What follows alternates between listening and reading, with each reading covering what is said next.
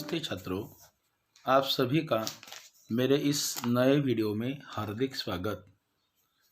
पिछले वीडियो में हमने हिंदी विषय का पाठ क्रमांक 3 लकड़हारा और वन इसका पूर्वार्ध देखा। इस पूर्वार्ध का अध्ययन किया। हमने इस पाठ में देखा कि इस एकांकिका में कुल मिलाकर 4 पात्र है। प्रमुख पात्र लकड़हारा है। दूसरा पात्र एक ग्रामीण व्यक्ति के रूप में भगवान खुद है।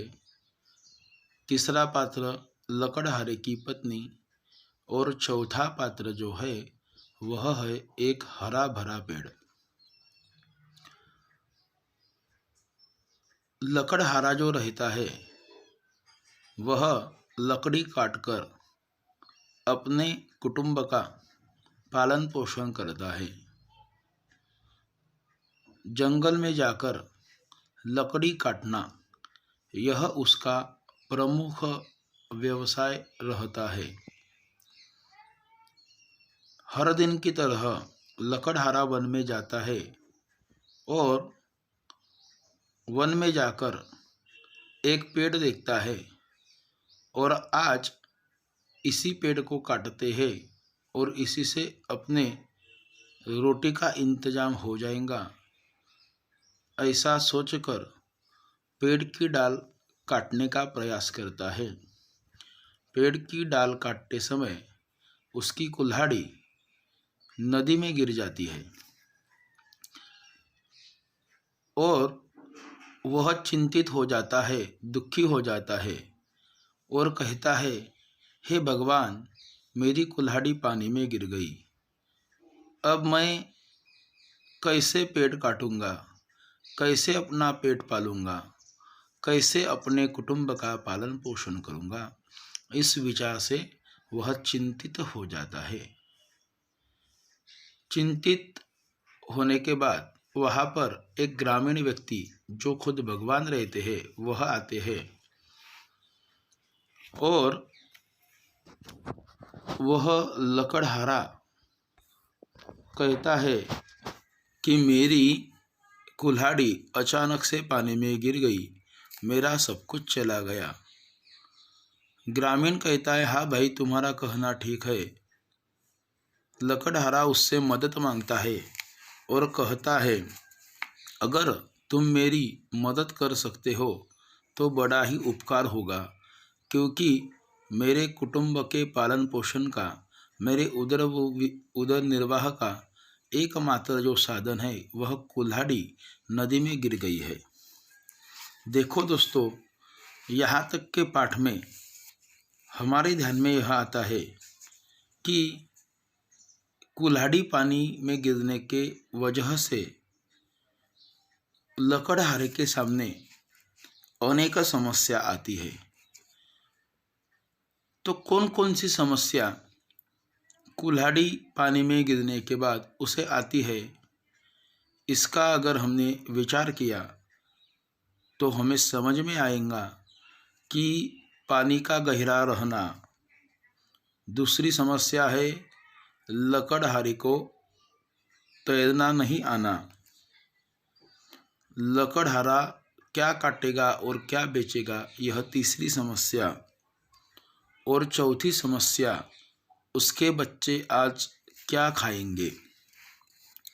इस तरह से कुल मिलाकर 4 समस्याएं कुल्हाड़ी पानी में गिरने की वजह से लकड़हारे के सामने आ जाती है। फिर उस समस्या की वजह से वह चिंतित और दुखी हो जाता है और लकड़हारा ग्रामीण से मदद मांगता है। ग्रामीण भी उसकी मदद के लिए तैयार हो जाता है। पहली डुबकी लगाता है और पानी में से सबसे पहले चांदी की कुल्हाड़ी लेकर आता है और कहता है, भाई, तुम बड़े ही भाग्यशाली हो, ये लो तुम्हारी कुल्हाड़ी। लेकिन लकड़हारा ईमानदार रहता है, कहता है, नहीं, यह मेरी कुल्हाड़ी नहीं। ठीक है, दूसरी बार प्रयास करके देखता हूँ। ऐसा कहकर वह ग्रामीण फिर से नदी में जाता है और दूसरी बार सोने की कुल्हाड़ी लाता है। फिर से वह कुल्हाड़ी लेने से लकड़हारा मना करता है और मायूस हो जाता है। ग्रामीण कहता है, कोई बात नहीं, मैं फिर एक बार प्रयास करता हूँ। और तीसरी बार वह लोहे की कुल्हाड़ी लाने के बाद वह लकड़हारा खुश हो जाता है और खुश होने के बाद वह उस कुल्हाड़ी का स्वीकार करता है। जो ग्रामीण रहता है वह पूछता है, मैंने तुम्हें पहले चांदी की कुल्हाड़ी दी, फिर सोने की, तुमने क्यों नहीं ली? ऐसा क्यों? तो उस पर लकड़हारा कहता है कि दूसरों की चीज़ लेना या फिर दूसरों की चीज़ों पर अपना हक बताना यह गलत बात है। भगवान को उसकी बात अच्छी लगती है। भगवान कहते हैं, ठीक है, धन्य हो भाई।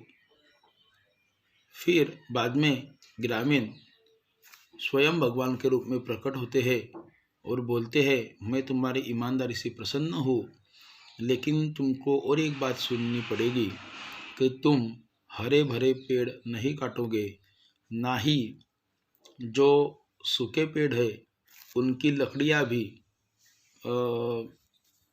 अपने ज़रूरत से अधिक काटोगे। और उस शर्त को लकड़हारा मंजूर करता है। यहाँ तक का पाठ हमने कल के दिन पढ़ा, उसका अर्थ मैंने आपको आज समझाया है। इस पाठ में अभी तक जो हमने पढ़ा उसमें प्रयुक्त 2 धातु के नाम आए हैं। कौन से 2 धातु के नाम आए हैं? तो उसमें चांदी और सोना, इन दोनों धातुओं के नाम आए हुए हैं। दोस्तों, जो हमने यह पाठ का पूर्वार्ध पढ़ा, तो इस पाठ में हमने देखा कि ग्रामीण लकड़हारे की मदद करता है। आपके जीवन में भी कई तरह की समस्या आती है, तब आप भी दूसरों की मदद मांगते हो, या फिर अपना दोस्त या फिर कोई पड़ोसी या फिर कोई अनजान व्यक्ति जब किसी समस्या में आता है तो आप भी उसकी मदद करते ही होंगे। तो दूसरों की मदद करने से आनंद की अनुभूति हमें होती है। दोस्तों, मानव के जीवन का उद्देश्य ही जो है वह है कि अपने मन, वचन और शरीर से दूसरों की मदद करना। अक्सर देखा जाता है कि लोग दूसरों की मदद करते हैं। जो लोग दूसरों की मदद करते हैं वह तनाव रहित रहते हैं। उन्हें मानसिक शांति और आनंद का भी अनुभव प्राप्त होता है। उनका जीवन संतोषपूर्ण होता है। मतलब जो आदमी दूसरों की मदद करता है वह सुखी रहता है, उनका जीवन संतोषपूर्ण रहता है, मानसिक शांति का अनुभव वह लोग करते हैं, तनाव रहित रहते हैं। मनुष्य एक सामाजिक प्राणी है। समाज में रहते हुए उसे आगे बढ़ने और उन्नति करने के लिए समय समय पर दूसरों की मदद करनी पड़ती है या फिर दूसरों के मदद की आवश्यकता होती है। जब सभी लोग एक दूसरों की आवश्यकता को समझते हुए मदद के लिए हाथ बढ़ाते हैं, तभी एक स्वस्थ समाज का निर्माण होता है।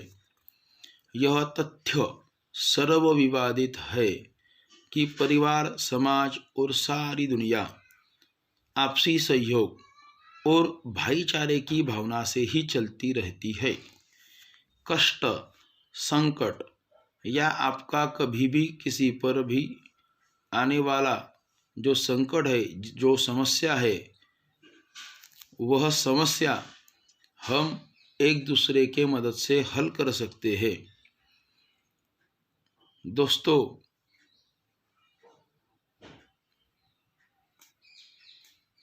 देश विदेश की समस्याओं को भुलाकर लोग मदद के लिए खड़े होते हैं।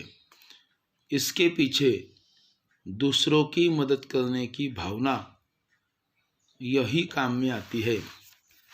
तो इस पाठ से हमें यह सीख मिलती है कि हमें हर वक्त हमसे जो अच्छा हो सके वह अच्छा कार्य अपने पड़ोसी, घर वालों के लिए, समाज के लिए, देशवासियों के लिए करना चाहिए और इसी तरह से एक दूसरे की मदद कर हमें जीवन व्यतीत करना चाहिए।